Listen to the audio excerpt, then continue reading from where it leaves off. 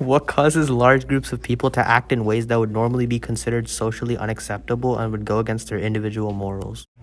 I think people act differently because different groups require different conversations. So for example, if they're talking to someone like a teacher or a parent, they're gonna be more respectful versus with their friends, they can be more relaxed and talk about stuff they wouldn't usually talk about with. Because they want to follow the way of the group, and they want to conform to what everyone else is doing. I believe it's because of a certain desire to fit in with other people. How do you think this can affect someone? I believe that it causes them to kind of lose their grasp on their identity, because if you abandon your own morals and values enough, you kind of lose your grip on who you are. Those were some nice thoughts, but here's our side.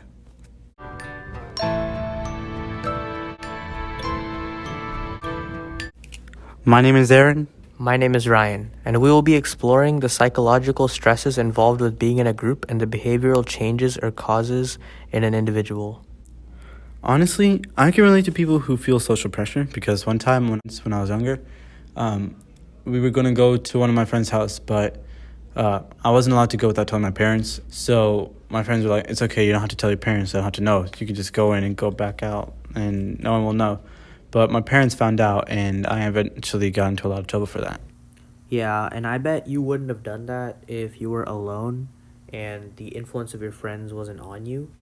I could relate to that because there was a time in middle school where after lunch, between the passing period, before the next period, me and a couple of my friends decided to basically skip class for an extra 20-30 minutes and just walk around school talking and just doing whatever and not being where we're supposed to be.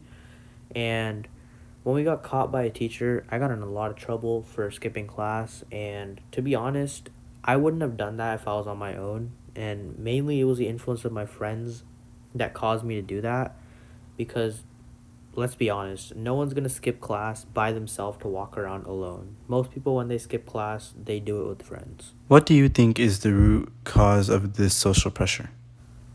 I think that this pressure is mainly a result of the de-individuation that occurs in groups where people believe that they won't be individually held responsible for the actions committed by the group as a whole, and therefore want to act without regard for consequences.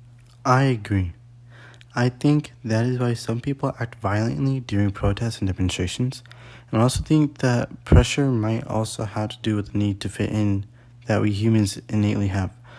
Even if some people don't feel the need to act a certain way with themselves, they start acting that way once they see people they know also doing it. I think what you just talked about is a main reason why we have an issue with drugs among teens. But I also think that group polarization might also play a part because of how social media and the internet as a whole is set up. I agree.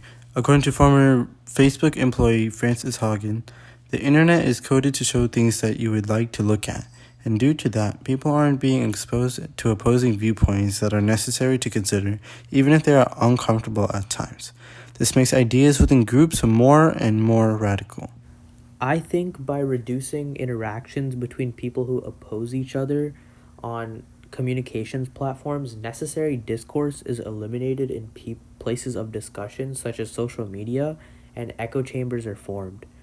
Due to that, even when inappropriate conclusions are reached by the group, there is no one to bring to light the injustice or oppose the conclusion that is reached. I also agree with this. I think that is why social media, as it stands, is so damaging to society. It's promoting radical ideas that go unopposed, and those ideas are being funneled only to people who already agree with it.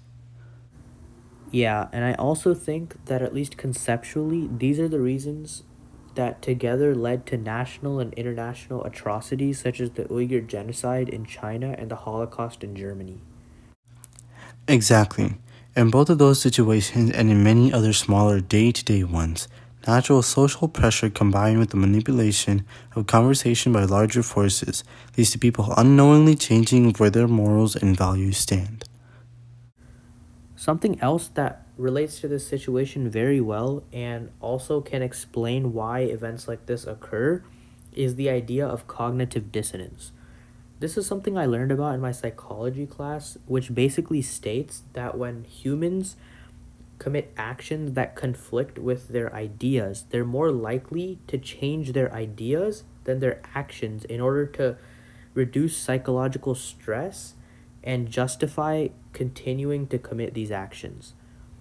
In other words, it's easier to change what we believe to be right than to accept what we and others around us are doing is wrong.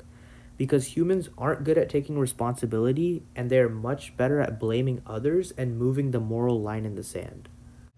Yeah, and it's sad what can happen when people are unaware of the effects of social pressure on their actions and motivations. They blindly behave and they don't take time to contemplate the reasons on why they are doing it and what they are doing.